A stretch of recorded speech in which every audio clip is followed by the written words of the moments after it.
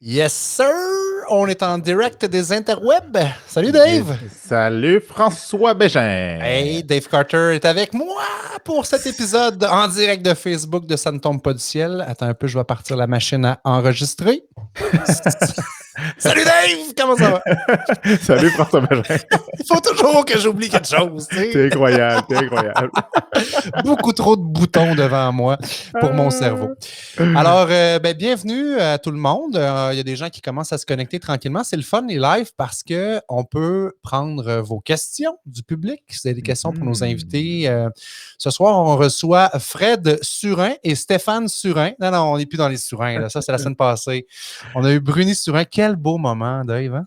Ah, quelle belle personne surtout. Puis il y a une beau dynamisme. Puis c'est pas surprenant de le voir, qu'est-ce qu'il a accompli dans sa vie, savoir qu'est-ce qu'il nous a dit. Puis la belle entrevue qu'il nous a livrée.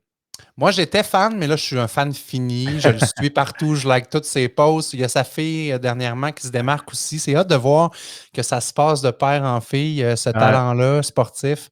Vraiment trippant.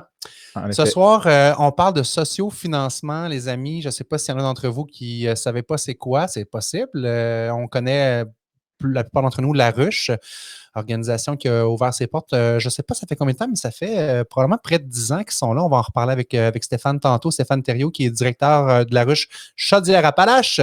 Et on va entrer au cœur d'une campagne de sociofinancement qui est en cours présentement avec mon ami Fred Monplaisir, qui est agent de développement pour l'Auberge.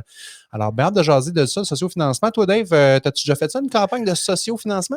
Jamais, mais je t'ai encouragé dans ta campagne de sociofinancement, par contre. Merci. T'as-tu reçu ton livre, d'ailleurs? J'espère que tu l'as reçu. J'ai jamais eu mon livre. Tu m'as donné. Ouais, tu m'as jamais donné. Mais écoute, c'est pas grave. Attends. Je t'ai pardonné après autant d'années, mais c'est pas grave. Ça me dérange pas. C'est pas vrai pour de vrai, là? Tu me feras un cadeau de fête, là, puis tu me donneras en double. T'es pas sérieux pour de vrai? J'ai jamais eu mon livre. Shame on me, mais t'avais-tu payé comme assez pour avoir un livre? J'avais peut-être pas payé le shipping, c'est peut-être ça. Je vais aller rechercher mes affaires, mais ça m'étonne, cette affaire-là. Non, je te dis, j'ai jamais eu ton livre. Ouais. Ah, c'est mauvais. Fait que, on s'en reparle plus tard après l'émission. C'est vraiment mauvais. Alors, quoi ne pas faire quand on fait du sociofinancement? Ne pas envoyer ce que vous promettez à votre monde. Ça commence bien, ce show-là. On passe quand? On passe ça maintenant.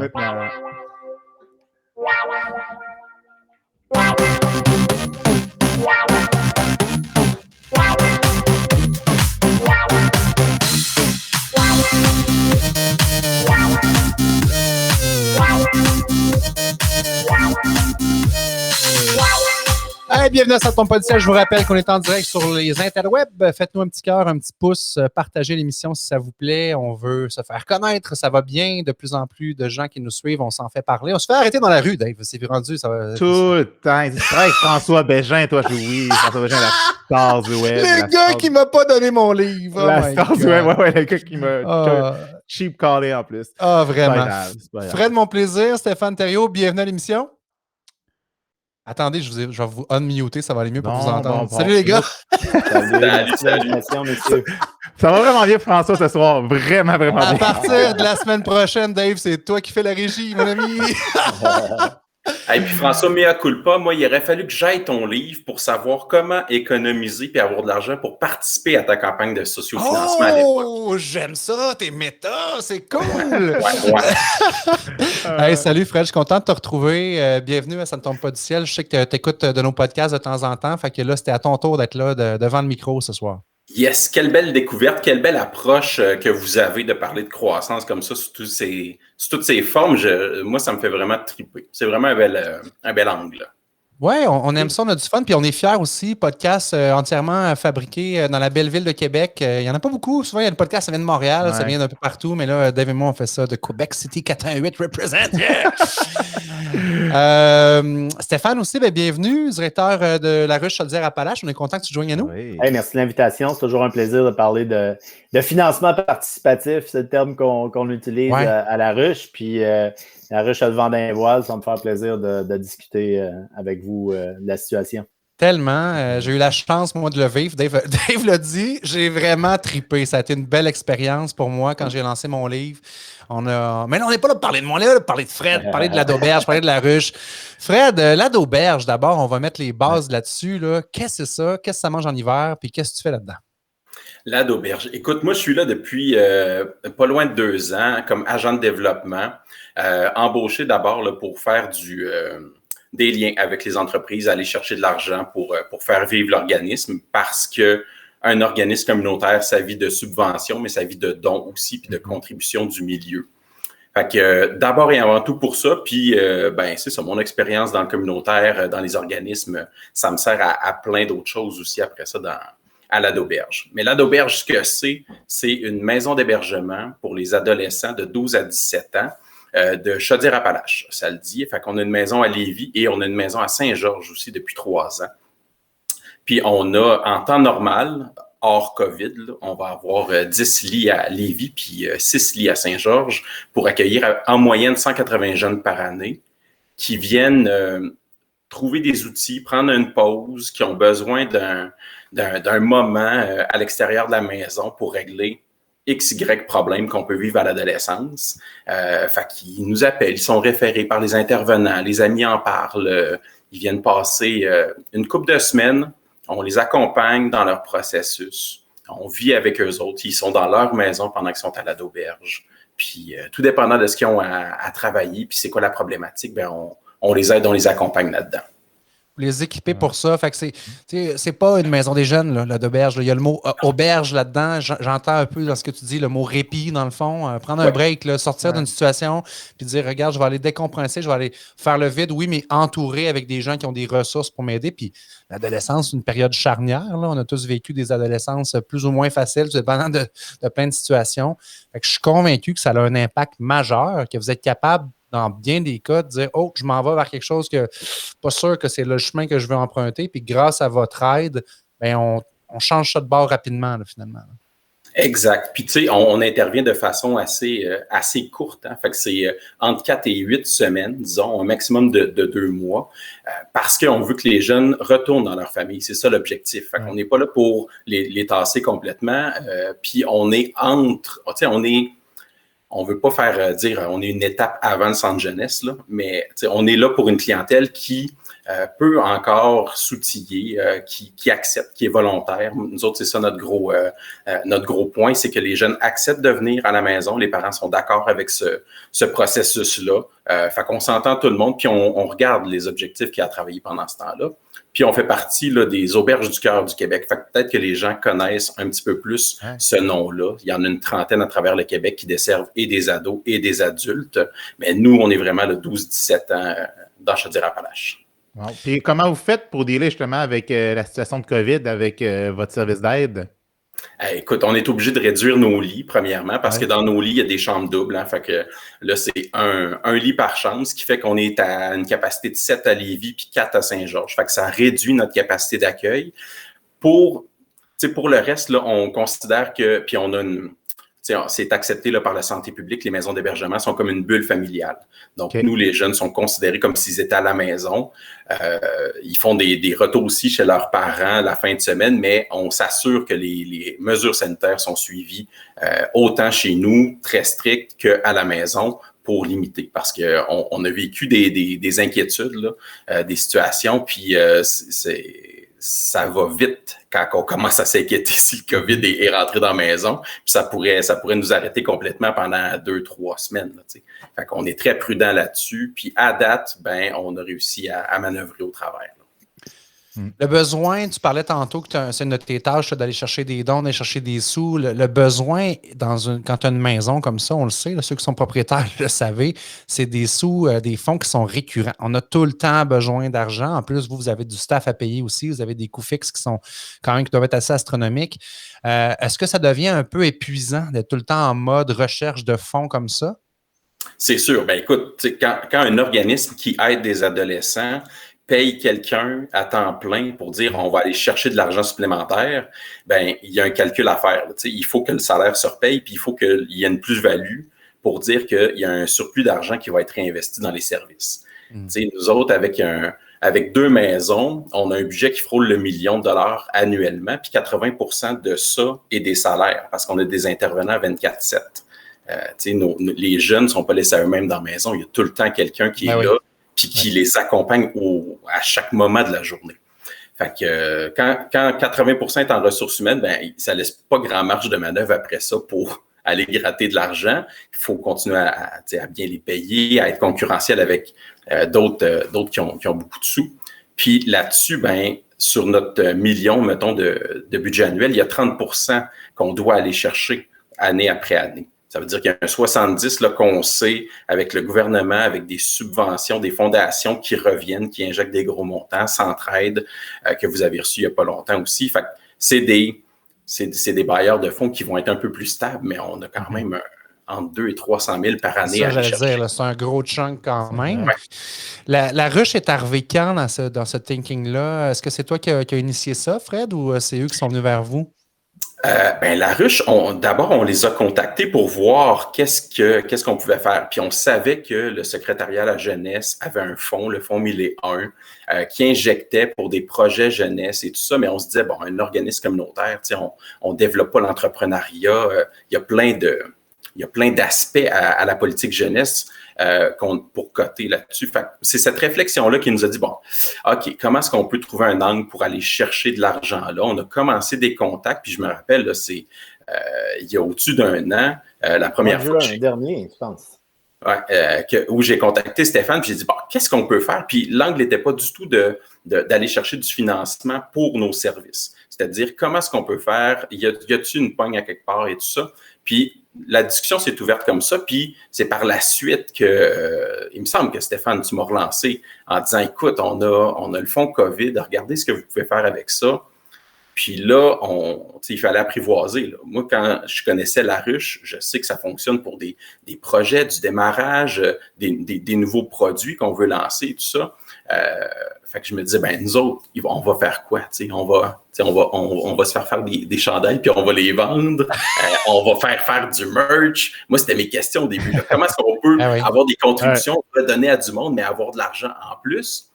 Puis là, c'est là que, quand on a enclenché la discussion, là, il y avait une très grande ouverture de la part de la ruche pour donner un coup de pouce aux organismes, mais pas de la même façon que ça va aider un projet ou une entreprise, par exemple. Non, mais ça, c'est un volet, dans le fond, comme tu dis, Fred, qu'on connaît moins de la ruche. Stéphane, c'est un volet qui est nouveau chez vous. Fred mentionnait qu'il y a des subventions. Moi, j'avais vu passer une annonce là, que Desjardins doublait le montant. Ça, c'est super dynamique. Là, ceux qui n'ont pas vu ça passer, je ne sais pas si c'est encore le temps, mais c'est motivant, tabarouette. Là, je ramasse temps, puis après ça, on double la mise. Comment c'est arrivé là, le volet pour les organismes comme la d'Auberge? Bien, plusieurs choses. C'est sûr qu'à la ruche, présentement, on a environ sur la province. En passant, on a ouvert notre 8e ruche officiellement aujourd'hui. Félicitations! Donc, d'ici 2023, la ruche va être présente sur l'ensemble des régions au Québec. Parenthèse fermée. À la ruche, c'est sûr qu'un de nos mandats, c'est de développer du financement additionnel au niveau provincial, puis aussi au niveau régional. C'est que donc, cet été, ce que vous avez vu passer, c'est un programme qui s'appelait Du cœur à l'achat. L'objectif était, on était en temps de crise, l'objectif était de remettre rapidement des sous dans les coffres du commerce de détail. Comment on faisait ça? C'est des campagnes d'achat local qu'on a fait partout à la grandeur du Québec. On avait un objectif de 35. On a fini avec 72 campagnes, 7 dans Chaudière-Appalaches. C'est 276 000 $ qu'on a remis directement, rapidement dans les coffres, puis le montant qui a été aussi doublé avec l'apport de Desjardins dans le programme du cœur à l'achat. On a des programmes comme ça qui sont périodiques. Alors, dans le cas de Fred, c'est un programme qui s'appelle le Fonds 1001 COVID, donc qui est dédié clairement, là, on n'est plus dans l'entrepreneuriat, mais on est clairement dédié au niveau des OBNL, des coops, des fondations qui ont vu leurs revenus atrophiés, si on peut dire, par la COVID, parce qu'ils ne peuvent pas tenir leur activité de financement annuel. Fred le disait, c'est de l'argent à ramasser 300 000 $ dans Chaudière-Appalaches. Année après année. Année après année. C'est que quand on est arrivé avec l'idée, quand j'ai su que le fonds allait être remis en marche, je me souviens, j'ai envoyé un texto à Fred le vendredi soir. J'ai dit, j'aimerais ça te parler lundi matin. On va vous décoiffer un peu, mais je pense que ça va valoir la peine. Puis, on a été décoiffés. C'est de là que c'est parti. Alors, Wow. Le fonds de secrétariat à la jeunesse a fait un fonds à la mission pour aider justement les organismes comme Fred, puis on va doubler la mise avec sa campagne. Ça, c'est bon parce que vraiment c'est pas le genre de choses qu'on connaît vraiment de la ruche. Parce que moi, tu m'en parles ce soir, puis j'avais pas vu ça passer honnêtement. Moi, je voyais souvent la ruche avec l'entrepreneuriat, les nouvelles business, mais le point de vue social comme ça, là, c'est vraiment, vraiment cool. Ben, écoute, Dave, c'est sûr que durant le temps de COVID, ce qu'on a vu cet été, tu sais, moi, j'étais toujours d'un projet qui est pour la communauté puis qui est porté par la communauté dans un contexte de solidarité. Écoute, les astres étaient alignés pour que ça marche cet été. Ouais. Les communautés qui voyaient leur commerce de détail qui souffrait. Puis, tu sais, si on parle des communautés comme à Montmagny, au lac Etchemin, tout ça, c'est des gens. C'est ton beau-frère, écoute, le concept de la ruche, de se mettre plusieurs alentours d'un projet pour le faire vivre, c'est taillé sur mesure pour ce genre de projet. Ben, vraiment, dans le communautaire, c'est sûr, ça a du sens aussi. Tu parlais de Desjardins tantôt, puis il y a eu aussi toutes les guignolées des médias qui ont été sur la ruche au mois de décembre, qui ont été doublés par Desjardins aussi. Il y avait là, je pense que là, ça a ouvert les yeux aussi que les organismes pouvaient coter là-dessus. Je vous amène, chers auditeurs, sur la page parce que Fred, tu pourras peut-être commenter en même temps, nous parler un petit peu, là, c'est quoi les différentes choses que vous avez faites pour vous démarquer, à part des T-shirts, que de toute façon, les gens qui sont là-dessus n'envoient pas définitivement aux contributeurs. Ah, Dave, ton livre s'en vient, mon Dave. Oh my God! Stéphane, bouge pas. Mon système ne me permet pas d'avoir un 5e participant, fait que tu ne disparaîtras pas, Stéphane, mais je vais juste présenter ça pour tout le monde. Alors, vous devriez voir ça à l'écran. Ceux qui nous écoutent en podcast, on est désolé. Allez voir ça sur YouTube.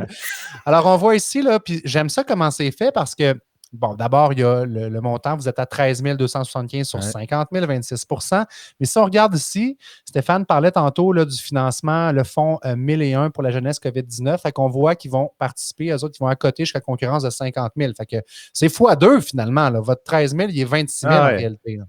Exact. Puis, tu sais, pour chaque donateur aussi, de dire, ben, je vais-tu donner 20$, ça fait une différence? Ben, le 20$, il devient 40$, tu sais. Le 100$, il devient 200. C'est valorisant aussi de dire, hey, quand je donne, c'est x2. Puis en plus, tu sais, c'est un fonds lié au gouvernement qui vient redonner la mise là-dessus. Fait qu'il y a quelque chose d'encourageant là-dedans. Effectivement. Donc, je vois là, les différents montants, donc 20 $, 30 $, 50 $, les parents. Vous avez été créatifs quand même. Là. Ben, c'est là que la ruche est géniale avec son comité des ambassadeurs. Tu sais, moi, j'ai communiqué avec Stéphane dès le départ là, pour voir à arrimer ça. Un coup que c'est mis en branle puis qu'on se dit, OK, c'est quoi l'objectif? Comment est-ce qu'on présente ça? On sait qu'on peut avoir de l'argent à la mission. Qu'est-ce qu'on offre? Puis là, les ambassadeurs qui nous disent, les ambassadeurs, Stéphane en parlera tantôt, là, c'est des gens qui s'impliquent dans la ruche et qui sont des gens ancrés dans la communauté, qui sont des gens d'affaires ou des directeurs d'organismes ou d'entreprises. Et ils nous disent, ben les contreparties, c'est pas obligé d'être de la marchandise. Pour un organisme, c'est l'impact social. C'est de démontrer à quoi sert l'argent, comment est-ce qu'il va être utilisé, qu'est-ce qu'il permet de faire. Et c'est là que ben on est arrivé avec l'idée des contreparties, de dire, ben voici, nous autres, on aide des ados, ben l'idée de faire un premier don quand tu es ado, puis que tu ne penses pas à ça, puis que tu n'as pas l'idée que de t'impliquer financièrement avec un organisme, ça peut aider, bien, ça fait une différence. Fait qu'on l'a fait pour les ex-hébergés, pour les parents. C'est pas obligé, si tu veux donner 50$, c'est pas obligé d'être un parent que son ado a été hébergé, mais c'est pour dire qu'on encourage ces gens-là. Après ça, on est allé avec d'autres montants qui sont symboliques. T'sais. Quand 1000$ pour nous autres, c'est l'épicerie d'une semaine, on peut avoir entre 12 et 15 ados à nourrir avec 3 repas par jour. Fait que c'est de l'argent. Quand on pense on pense à l'argent que ça peut représenter, une partie de salaire, une partie de frais fixes et tout ça pour l'hébergement, ce que ça coûte. Nous autres, le service est gratuit. Là. On offre ça gratuitement aux familles parce qu'on veut que tout le monde puisse en profiter. Bien, ça coûte quand même 2500$ par semaine d'héberger un jeune. Fait que c'est ça. Ça permet de montrer ça, puis ça permet de démontrer l'impact du don aussi. Il va servir à quoi? Exact. Puis tu sais, on s'entend qu'en COVID, présentement, c'est fou parce que vos moyens sont restreints, mais il y a quand même une certaine détresse, puis c'est là que les jeunes auraient besoin de votre service. Fait que c'est un peu un parallèle il y a plus de demandes encore là pour votre service, mais vous n'êtes pas capable d'offrir à cause des restrictions qu'on a.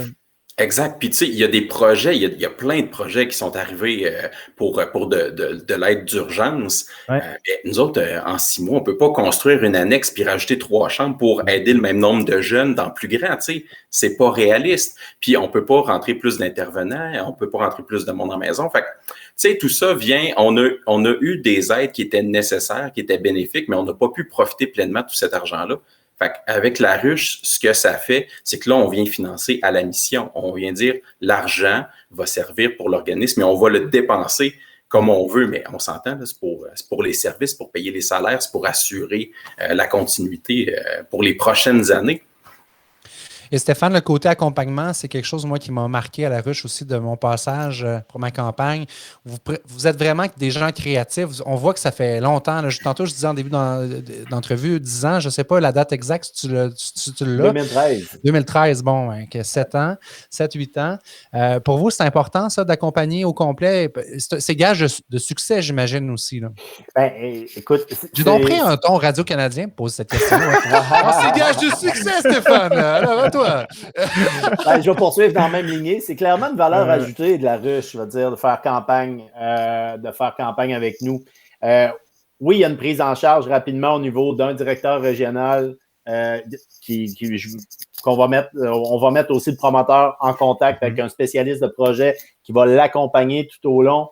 Fred me parlait un petit peu tout ce qui est ambassadeur. Nous, on a un réseau dans Chaudière-Appalaches, 41 ambassadeurs qui viennent des 10 MRC, qui viennent de différents secteurs, que ce soit des dirigeants d'entreprise, des entrepreneurs, des gens de marketing, des dirigeants d'OBNL, on en a dans les arts. Bref, Dave, on a notre ami Jérôme Jolicoeur qui est un fier ambassadeur à la ruche. Bref, tous ces gens-là viennent accompagner. Les gens, ils veulent que ça marche, ils veulent redonner. Il y a un volet qui sont pris en charge pour la campagne, mais maintenant, ce qu'on ajoute aussi à la ruche, c'est qu'on veut s'assurer que le projet entrepreneurial soit le mieux accompagné possible. Alors, à ce moment-là, on est en mesure de mettre en liaison avec l'ensemble de l'écosystème entrepreneurial selon les besoins de l'entrepreneur. Puis, on est aussi en mesure, avec les gens de Desjardins, avec Futurpreneurs, avec des prêts, des bourses, de mettre en lien les gens pour du financement additionnel s'ils en ont besoin. Alors, je donne un exemple. Il y a une campagne, une jeune coop du coin de Thetford Mines qui a fait campagne sur la ruche avant Noël. Quand ils sont arrivés pour leurs besoins étaient de 5 000 $, mais rapidement, avec le financement additionnel qu'on a réussi à attacher, ils sont repartis, ils ont réussi leur campagne. À la ruche, c'est sûr, il faut que tu réussisses. Puis ils sont repartis avec 25 000 $. C'est vraiment une belle valeur ajoutée, l'accompagnement, puis aussi la possibilité d'avoir du financement additionnel. Moi, c'est sûr que je recommande ça à tous les entrepreneurs qui nous écoutent ou que vous soyez sur un modèle d'OBNL, un modèle de coop, peu importe. La croissance financière en affaires, ou peu importe le projet, c'est essentiel. Puis des fois, on se creuse le ciboulot à dire comment je vais faire, je vais aller voir la banque. Puis on le sait là, que les banquiers, là, tout ce qui est hors norme, c'est plus compliqué. Wow, quelle belle idée! Puis en plus, on est dans un écosystème québécois avec des ressources québécoises, des gens qui sont là pour s'entraider. Tu sais, les ambassadeurs, là, on parlait de Jérôme Jolicoeur que je salue également. C'est sûr que c'est aussi gage de succès. Tu sais, Fred, tu as 41 ambassadeurs qui ne connaissaient peut-être pas la d'auberge avant, qui là sont en train de partager ça dans leur réseau, d'en parler autour d'eux. Ça amplifie votre voix là, rapidement. Là. C'est clair. Vas-y, Fred. Ouais. Simplement, je vais juste prendre quelques secondes. C'est pas dans leur contrat, c'est du bénévolat, mais au-delà de la séance qu'on offre à des gens comme Fred, de rencontrer des ambassadeurs pour 1 heure, par moment, il va se créer des liaisons. Simplement dire les gens, hey, je vais aller déjeuner avec toi, la situation que tu es là, je l'ai déjà vécu, je pense que je peux t'aider. Puis, on a même vu dans le passé des liaisons clairement d'affaires naître à la ruche. Donc, effectivement, le réseau d'ambassadeurs, c'est une plus-value. Fred, désolé, ma parenthèse. Alors, la parole est à Fred, on enchaîne en studio. Là. Mais c'est vrai que c'est génial. Puis pour moi qui est quand même à l'aise de débattre, de vendre une idée, quelque chose, puis d'aller chercher le meilleur de ce que je peux obtenir à quelque part, juste de rencontrer tous ces gens-là, puis qui démontrent un intérêt et qui disent, ben oui, moi j'y crois, as-tu pensé à ça? Tu es en face de 10-12 personnes pendant cette heure-là qui te disent, ben c'est une bonne idée, mais regarde, tu peux aller plus loin que ça, puis tu pourrais présenter telle affaire, puis le faire de telle façon. Alors que j'osais même pas ouvrir ces portes-là, c'est génial. Là. Moi, je suis sorti de cette rencontre-là sur un nuage, puis c'est ça, on parle de nos services, puis de comment bien les vendre. T'sais. Juste ce soir, je pense qu'avec ce qu'on a comme auditoire, ça va quand même appeler pas mal de personnes. Puis François, il faut qu'on s'engage à aller faire un don là, à la fin de la soirée. Là. Pas le choix. J'aime ça quand tu me mets sur le spot comme ça. Effectivement, j'avais prévu le faire, merci, mais oui, on va le faire. De toute façon, il n'y a pas de livre, fait que je vais être correct, je vais recevoir ma contrepartie. Oh wow! Hey Fred, je veux juste qu'on finisse rapidement sur le côté préparation. Tu as dit 1 an, ça fait 1 an qu'on le prévoit, qu'on le planifie. C'est important ce bout-là parce que on voit, c'est comme un iceberg. Je fais tout le temps le parallèle avec la croissance, le succès. On voit ce qu'il y a au-dessus de l'iceberg, 13 000 $, OK, c'est cool. Il nous reste 21 jours. Vous êtes en bonne voie pour le faire, mais il y a de la préparation derrière ça. Il faut que tu commences déjà à réchauffer ton monde et à dire hey, ça s'en vient, gang. Là. Absolument, absolument. Faut les tenir au courant, faut aviser notre réseau, les gens, on a envoyé des communications par infolettre, on a contacté certains donateurs avec qui on a déjà des liens, on leur dit regardez, si vous êtes encore intéressé cette année à donner, ben là, ce serait le bon timing, votre argent va être doublé. Donc, c'est beaucoup de contacts qui se fait en amont aussi parce que là, c'est 50 000 $. Là. Notre objectif, c'est en un mois de lever 50 000 $. On voit grand un peu. Là. Puis, oui, il y a de la préparation parce que l'année passée, on parlait, il y avait un fonds 1001, mais qui montait jusqu'à 100 000 $. On s'est dit, on peut-tu aller chercher ça? On est-tu capable? Ben, on s'est ramené à 50 000, un objectif, mais qui nous amène quand même un bon montant une fois que c'est doublé. Mais c'est beaucoup d'argent. Fait que oui, il y a beaucoup de contacts, il y a beaucoup de téléphones qui sont faits en amont pour préparer ça. Là, on partage, on publicise, on fait appel à notre réseau. On se plug un peu partout sur toutes les plateformes, sur les interwebs. Mais c'est ça, faut quand même travailler fort pour aller le chercher. Parce que si on se fie juste à ce mois-là, puis qu'on laisse aller dans l'univers, ben c'est ça, c'est là que ça risque de ne pas réussir. T'sais. Exact. Très intéressant, très encourageant. J'ai mis le lien de la campagne pour nos auditeurs si vous voulez faire un tour du côté de La Ruche pour supporter la d'auberge Chaudière-Appalaches. Je vous invite à le faire définitivement. Vous allez vous sentir bien. T'sais, on fait un don, puis on fait comme je suis une meilleure personne grâce à ce don. Je vous le garantis. Absolument. Merci beaucoup. Merci Stéphane. Puis j'invite les gens aussi qui voudraient partir leur propre projet sur La Ruche, de communiquer avec toi, Stéphane, sur laruchequebec.com en fonction des régions aussi. Donc, on a des auditeurs un peu partout au Québec. Et pourquoi pas un jour La Ruche France ou La Ruche Belgique, qui sait? C'est tellement un beau programme qu'on verra. Merci. Merci Stéphane. Merci beaucoup Fred. Bon succès. Bravo pour ce que tu fais avec la d'auberge. Très inspirant. Moi, je suis content d'avoir des chums autour de moi qui sont dans notre communautaire. C'est pas un choix qui est facile. Tu nous vois aller, là, Dave et moi, avec nos gros chars, là, puis des fois, ça doit te passer par l'idée de dire qu'est-ce que j'ai fait avec ça, mais on va te prêter notre char une fin de semaine. Des fois, là, non, mais tu te couches la nuit, puis il y a de quoi être fier, puis je pense qu'il n'y a pas beaucoup de monde qui doivent te le dire. Toujours un sens. Fred, on l'écoute parler depuis le début. Il y a un sens à ce qu'il fait. C'est merveilleux. On est tous plus riches à le côtoyer. Tellement. Il n'y a rien à envier, je pense. Là. Ce que vous faites, vous le faites parce que vous tripez. Vous aimez ça. Vous êtes sur votre X à quelque part. Ouais. Je pense que chacun aspire à ça. Puis c'est la beauté du podcast. Là. Puis c'est pour ça que je l'écoute, parce que les gens, peu importe leur cheminement, puis Bruni Surin, la semaine passée, qui défonce les plafonds, ben c'est ça. Il est parti de quelque part... de pas grand-chose, puis il a cru à ça, tu sais. Fait que peu importe l'endroit où on est, ben il suffit juste de trouver la bonne place puis de trouver l'inspiration. Quel beau message. Merci beaucoup. Fait mon plaisir. Stéphane Thériault. Bon travail, messieurs. Yes. Merci tellement pour les gars. Ça fait plaisir. Dave, bonne fin de journée, puis on se reparle bientôt pour un prochain épisode. Merci d'être là. Bye. Ciao tout le monde. Ciao.